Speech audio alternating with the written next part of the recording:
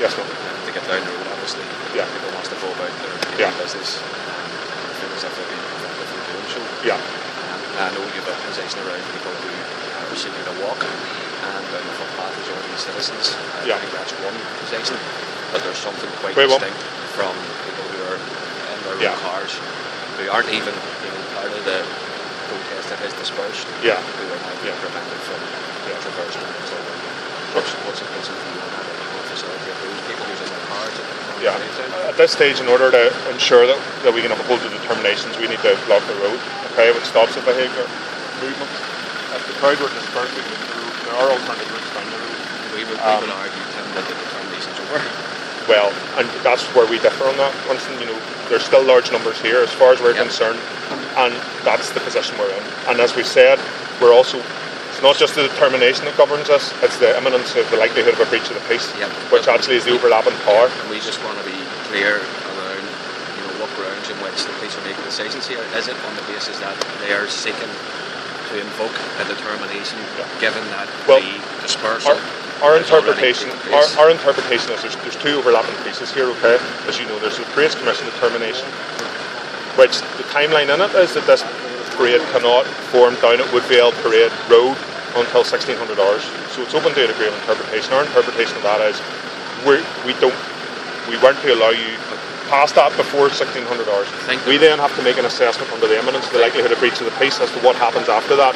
And what we're communicating at that stage is, because of that and because our obligations under a variety of human rights, we have to engage the rights of the people here to move forward, and we're saying that won't be happening. I think in terms of interpretations and in terms of people assessing the situation, I think all doubt has been removed. And you've heard from those who've been helping to organise and ensure the event that it's over.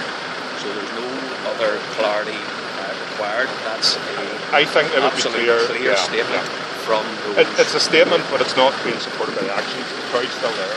And I think, they can't do anything because of the policing operation. So, those who have been I would suggest that, and I would suggest that there are a number of options to a crowd who wish to disperse from this point, other than down this road. There's other routes this way as well, which are blocked off as well. And I mean, my point on this is, you're telling me it's over. The crowd is still there. The imminence of the likelihood of the breach of the peace, which is the second overlapping piece, is there, and therefore we remain where we are. Let's talk about the breach of the peace then. So this crowd's peaceful, entirely lawful, has been very common sense approach to all of this today. Nobody getting exercise, nobody getting concerned, and certainly nobody wanting to be violent or cause any breach of the peace. So if there was assurances that there would be no breach of the peace, would the police consider allowing the road to be open?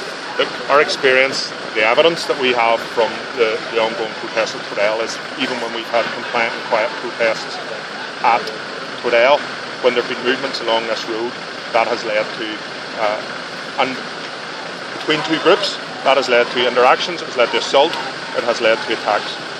Now, that's what we have to base our decisions on. I fully hear what you're all, and do you know what? I'm very thankful for the quality of the stewarding here today. But what we're making clear is we're not confident that if we allowed a movement down this road, that it would be done in a way that avoided a breach of the peace. Now, that's something that we can talk about at a later stage, but at this stage, that's where we are. My view is, if this crowd were to disperse, and if you want to come and talk about other options about how this could be done, we can do that. Well, it's funny that police were talking about last night supplying buses, and now we're being told that ordinary residents can't drive down in their own vehicles. So it's a bit bizarre, Tim, to say the least. Well, and I wasn't involved in those discussions, so I can't comment on that. There seems to be a contradiction. Well, I'm not sure. I'm not sure there is, Winston. But the bottom line here is, I'm in a difficult position of being able to tell you a lot of what you can't do. I'm not really in a position to start to offer you what you can't do, and that's where I find myself. And I'd rather I wasn't in that position, but that's where we are. Tim, could I ask one question? Yes. If you've suggested that there's alternative routes for people to go home, but the people who are involved in the civil rights trade who happen to live below Ardoyne Roundabout and other various parts of Greater Shankill, could you suggest the safest route for those people to go home? What I can suggest is, if this crowd disperses and there are a number of people who need facilitated to a location, you can come back and talk to me at that stage and we'll look at it. but that's not carte blanche to say we're going to allow everybody to move down the road. That's for individual cases where people need to move down that route. We can talk about it, okay? But at this stage, I'm trying to give you as clear-cut a message as I can, because I don't want us to get confused here. There will be no movement from this possession down this road. But the confusion has arisen because of your interpretation of a Parades Commission determination as opposed to the community's interpretation of that. Yeah, and I mean, we're also interpreting other legislation in the Human Rights Act in relation to that. It's not just purely the Parades Commission determination. So, and you appreciate we've put a lot of thought in it. There's an awful lot of factors to consider, and we have been discussing this with you for a few days. So this is where we are.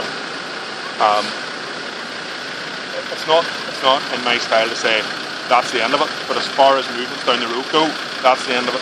If there are other issues or options that arise, certainly we'll look at them and we'll continue to discuss, because the only thing that's going to solve this is dialogue and is leadership. So that's where we are. The language is important here. There is no procession. Procession's over. And there can be no misinterpretation. There's no grey area around that. That's a fact. That's reality. Well, it's an interpretation of the circumstances, and on your behalf, we're clear. Well, yeah, you're clear, and I would say that if a procession is over, it will disperse. You're not required to disperse till 1800 hours. It has dispersed. At Lanark. You've heard So, from the trade organisers. Well, it hasn't dispersed. There's still people standing there. It's because where are they dispersed to?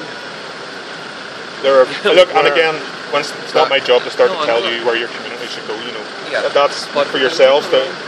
As a police officer, whose job it is to make sure that.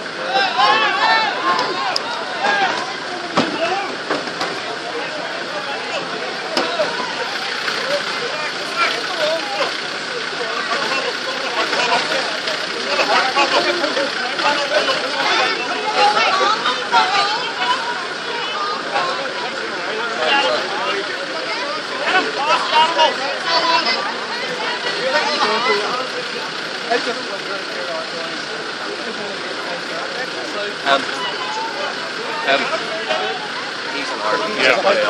You alright, man?